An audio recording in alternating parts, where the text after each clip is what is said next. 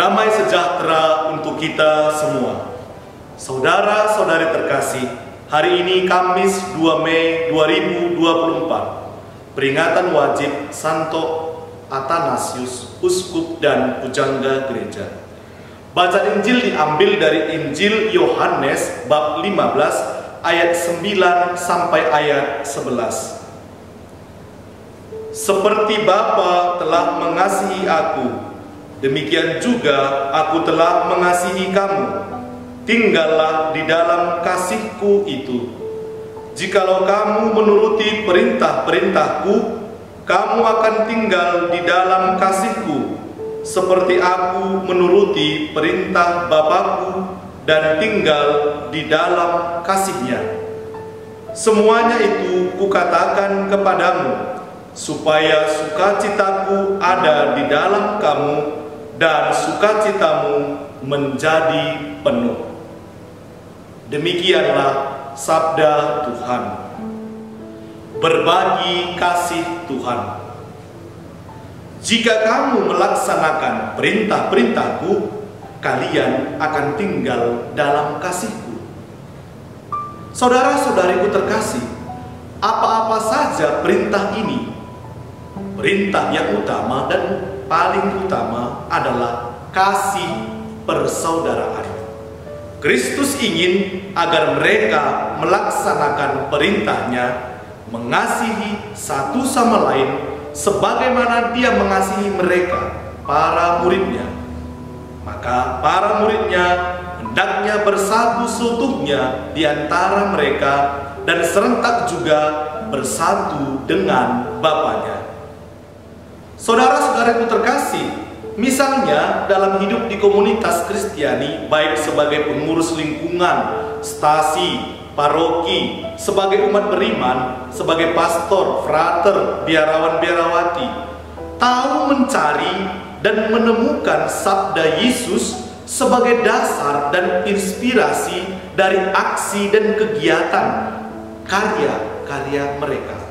Tidak eksis model yang lain bagi gereja, komunitas Kristiani dan religius di luar dari Dia yang mengasihi kita sebagaimana Bapa mengasihi Dia, yakni Yesus sendiri.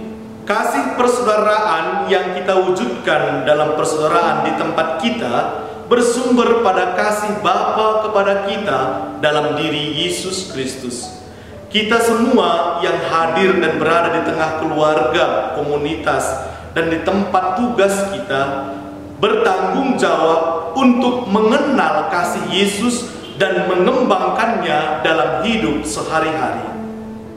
Seluruh ritme, dinamika hidup sehari-hari kita hendaknya menjadi saudara, menjadi pribadi yang peduli satu sama lain.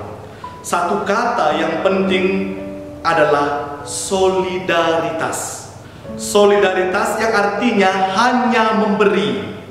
Peduli artinya berbagi. Berbagi untuk dan demi persaudaraan.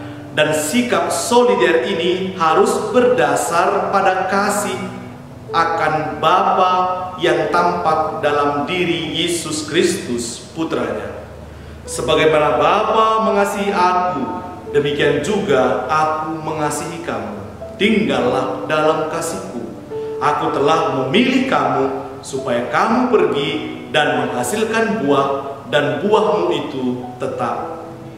Saudara-saudari terkasih, Kristus telah memanggil pertama-tama ke-12 rasul untuk berbagi kasih bersama mereka sebagaimana Dia berbagi dalam persekutuan penuh dengan Bapa, Putra, dan Roh Kudus. Persekutuan inilah yang menjadi pusat dari hidup komunitas yang baru, komunitas hidup ilahi di tengah masyarakat. Dan ini adalah titik berangkat untuk membangun gereja sepanjang masa.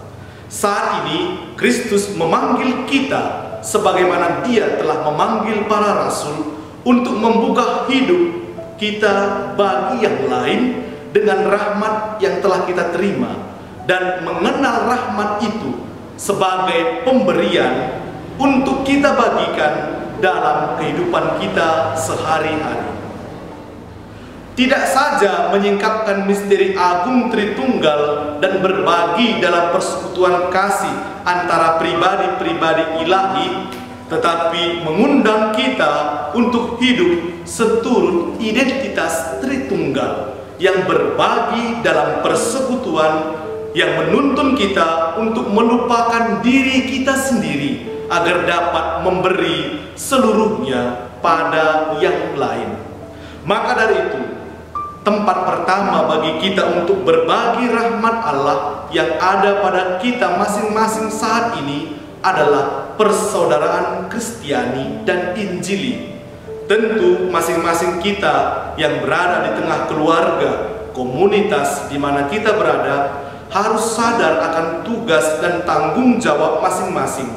Di tempat ini kita harus mampu untuk berbagi kasih satu sama lain. Saudara-saudari terkasih, kasih yang rela berkorban demi kebaikan saudaranya, kasih yang tidak menutupi kesalahan saudaranya, kasih yang tidak membiarkan saudaranya jatuh ke dalam dosa, kasih yang menuntun pada jalan yang benar, dan kasih yang tentu bersumber pada kasih Bapa kepada kita lewat Yesus Putranya. Kasih yang sempurna dalam persekutuan Bapa, Putra, dan Roh Kudus. Amin. Tuhan memberkati kita.